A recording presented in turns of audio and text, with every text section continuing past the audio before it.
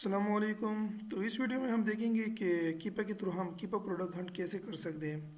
तो उसके लिए आपने सबसे पहले जो है ना कीपा के वेबसाइट के ऊपर आ जाना है। फिर यहाँ पर आपने जो है ना डेटा के ऊपर क्लिक कर लेना है। इसके लिए जो है ना आपका कीपा का सब्सक्रिप्शन होना ज़रूरी है। फिर आपने जो है ना यहाँ पर प्रोडक्ट फाइंडर के ऊपर क्लिक कर लेना है। तो आपके पास कुछ इस तरह का इंटरफेस आएगा। तो यहाँ पर हम कुछ क्राइटेरिया डालेंगे जिसके ज़रिए जो है ना हमारे पास एक ख़ास कैटेगरी के प्रोडक्ट्स आएंगे, जो कि ऐसे प्रोडक्ट्स होंगे ना जिसको हम सेल करके जो है ना रेवेन्यू जनरेट कर सकते हैं। तो चलो ये शुरू करते हैं। तो सबसे पहले जो चीज़ है वो है सेल रैंक। सेल रैंक दरअसल होता क्या है, सेल रैंक जो है ना हर एक प्रोडक्ट जो है ना अमेज़ोन पर सेल हो रहा है, तो उसकी जो सेलिंग की जो रैंकिंग होती है, तो ठीक है, वो सेल रैंक की जो है ना जाहिर करता है। जितनी कम उसकी सेल रैंक होंगी उतनी ज़्यादा उसके सेल होंगे। तो अपने सेल रैंक में जो है ना अपने उसे मोस्टली जो है ना 3 महीनों तक देखना है। 3 महीने मतलब 90 डेज तक। तो आपने जो है ना मैक्सिमम जो आपने जाना है ना, तो 40,000 की तरफ जाएं, ठीक है। 40,000 की तरफ जाएं।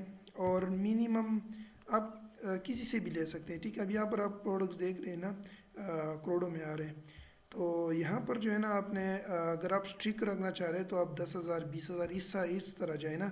और अगर आप थोड़ा सा ढीला रखना चाहते हैं, मतलब चाहते हैं कि मेरे पास जो है ना प्रोडक्ट ज़्यादा हो, तो आप एक से भी जो है ना ले सकते हैं फ्रॉम वन रैंक।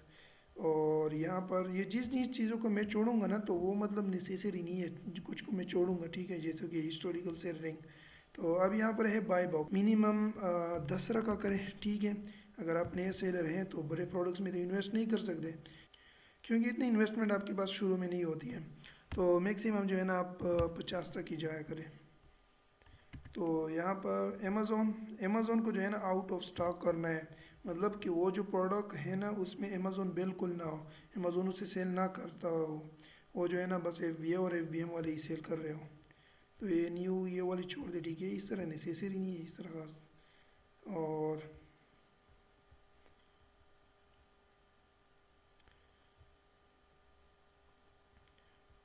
अच्छा, फिर यहाँ पर आपने जो है ना नीचे आना है, ठीक है। इन सब को छोड़ दिए, मतलब इतना ख़ास कोई इफेक्ट नहीं डालते। फिर यहाँ पर आ जाएगा कैटेगरी।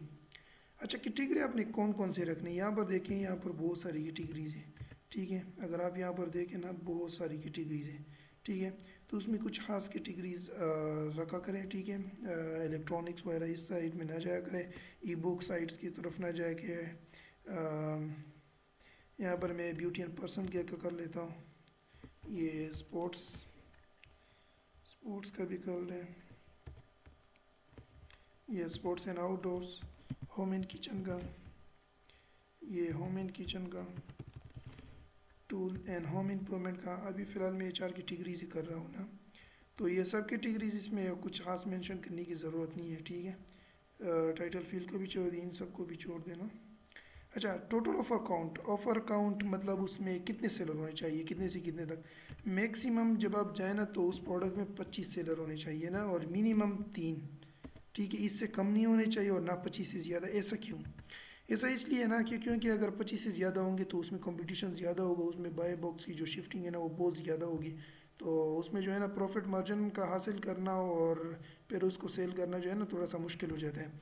और कम क्यों नहीं होना चाहिए? कम इसलिए नहीं होना चाहिए ना, क्योंकि जो PL या इस तरह के जिनके अपने ब्रांड्स हैं ना, तो इसमें ज़्यादातर चांसेस यही होते हैं कि वही लोग जो है ना इसे सेल कर रहे हैं, तो उसमें भी जो है ना नहीं जाना चाहिए।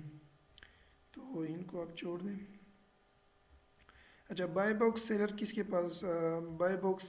किसके पास होना चाहिए ना, मतलब थर्ड पार्टी के पास होना चाहिए, ठीक है। तो अब यहाँ पर नीचे आ जाना है। बाय बॉक्स का अमेज़ोन परसेंटेज कितना होना चाहिए? अगर आप चाहते हो कि प्रोडक्ट्स में अमेज़ोन हो, तभी आप इस ऑप्शन को यूज़ करो ना, ठीक है।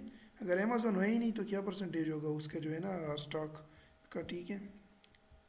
ये टॉप सेलर का परसेंटेज भी रख सकते हो, ठीक है। ये हम जब एनालिसिस पढ़ेंगे ना प्रोडक्ट्स की, तभी ये जो कुछ पॉइंट्स हैं ये वहाँ पर समझ आएंगे, ठीक है। तो ये परसेंटेज टॉप सेलर, तो ये भी आप सेट कर सकते हो कि मतलब जो टॉप सेलर इसमें होना उसके पास कितना परसेंटेज होना चाहिए। तो उसके पास जो परसेंटेज हम रखते हैं ना एक अच्छे प्रोडक्ट के लिए, तो वो 50 या 60 से कम होना चाहिए, ठीक है। तो यहाँ पर हम कर लेते हैं, लेकिन अभी छोड़ दो इसको, इतना खास इफेक्ट ये नहीं गिरा था।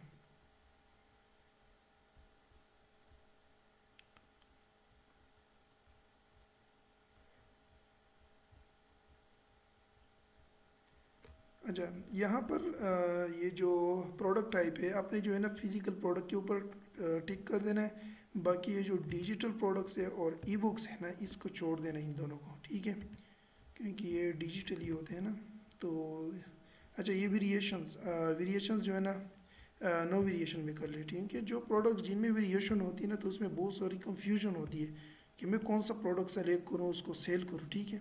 कभी कभार जो है ना आप अगर ऐसा प्रोडक्ट सेलेक्ट कर लो जो सेल ही नहीं होता हो, तो फिर जो है ना आपका स्टॉक जो है ना वो पर स्टक हो जाता है, आपकी इन्वेस्टमेंट स्टक हो जाती है। अच्छा, आपने यहाँ पर नीचे आ जाना है।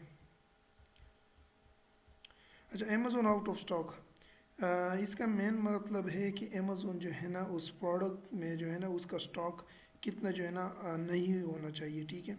तो वहाँ पर 100% या 70% तक भी आप जा सकते हैं कि अमेज़ोन का जो है ना स्टॉक उस प्रोडक्ट में ना हो।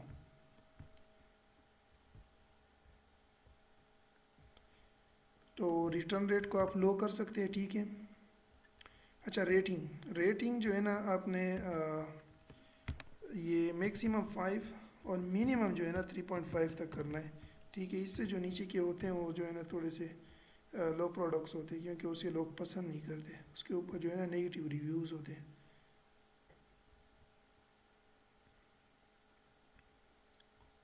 अच्छा, ये पैकेज डायमेंशंस भी है, ठीक है, उसके मुताबिक भी कर सकते हो। और ये पैकेज का वेट कितना होना चाहिए, उस प्रोडक्ट का वेट कितना होना चाहिए ना, आपने जो है ना जाना है 2000 मतलब 2 kg से लेकर दिए ग्राम में, ठीक है।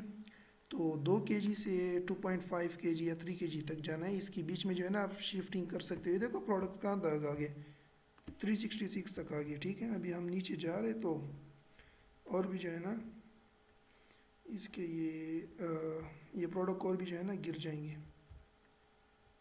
अच्छा, तो मैप पॉलिसी उसमें होनी चाहिए नहीं होनी चाहिए उसके मुताबिक है, ठीक है। और इसमें भी जो है ना आपको कुछ जैसे कि इलेक्ट्रॉनिक्स का हो तो हीट सेंसिटिव होना चाहिए, हम नहीं मतलब मेडिसिन वगैरह के प्रोडक्ट्स जिस तरह हो ना, तो हीट सेंसिटिव ये चीज़ें भी जो है ना आपने देखनी है। अगर इलेक्ट्रॉनिक्स का तो बैटरी रिक्वायर्ड या ना हो, ठीक है, ये चीज़ें भी जो है ना आप इसमें कर सकते हो। लेकिन अभी जो मैंने ये प्रोडक्ट्स सेलेक्ट किए ना, तो हाँ उसमें मैं ये कर सकता हूँ, क्योंकि ब्यूटी एंड पर्सनल केयर के प्रोडक्ट्स ऐसे हैं कि जो हीट सेंसिटिव हो सकते हैं, तो मैं इसे नो भी कर सकता हूँ, ठीक है। तो नो करते तो देखते कितने प्रोडक्ट्स रहते हैं, ये देखिए और भी कम होगी। तो बेसिकली इसको रहने ही दे, मैंने फाइंड प्रोडक्ट के ऊपर क्लिक कर लेना है। तो ये देखो वो सारे प्रोडक्ट्स आपके पास आ गए, जो कि आपने जो कैटेगरी पेस्ट किया था ना वहाँ पर, तो उसके मुताबिक। तो अब यहाँ पर इसके सब कुछ देख सकते हो, ठीक है। ये देखिए ऊपर साइड पर सब कुछ इस तरह साइड पे जाएंगे ना, तो सब कुछ आपको जो है ना यहाँ से फाइंड हो जाएगा। अच्छा, तो यहाँ पर हमारे पास जो प्रोडक्ट्स है वो है 348। तो आपने यहाँ पर ये जो रोज़ है ना इसको इसके मुताबिक कर लेना है कि सारे जो प्रोडक्ट्स है वो एक ही पेज के ऊपर आ जाए, ताकि हम जो है ना इसे एक्सपोर्ट करें। इसे अभी ये देखो सारे प्रोडक्ट्स अभी आ गए, ये देखो 1 2 3 4 7। तो आपने एक्सपोर्ट के ऊपर क्लिक कर लेना है। तो आपने जो है ना ये ऑल कॉलम्स नहीं करना है, आपने सिर्फ एसएन का जो है ना अपने पास लेने हैं, क्योंकि ये जो प्रोडक्ट्स अभी आपके पास आए हैं प्रोडक्ट हंट के, ये कीपा प्रोडक्ट हंट के थ्रू, ये फाइनलाइज प्रोडक्ट नहीं है, इनको जो है ना अपने एनालिसिस करनी है, तभी ये जो है ना आपने इसमें जो है ना प्रोडक्ट फाइनल करने हैं। तो इसके जो है ना ऐसे ना आपने जो है ना एक्सेल के इस तरह एक्सेल फॉर्मेट में जो है ना अपने पास एक्सपोर्ट कर लेना है। ये एक्सपोर्ट के ऊपर क्लिक कर लिया मैंने। अच्छा, तो ये हमारे पास एक्सेल फाइल डाउनलोड हो गया, आपने यहाँ से ओपन कर लेना है।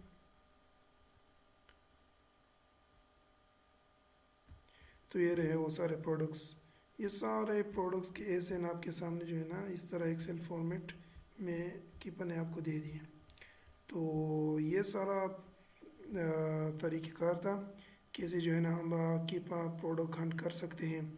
तो इसको एनालाइज करने के लिए हम कीपा ही यूज़ करेंगे, ठीक है। वो इंशाल्लाह हम अपनी नेक्स्ट वीडियो में देखेंगे। तब तक के लिए मुझे इजाज़त दें। खुदा हाफिज़।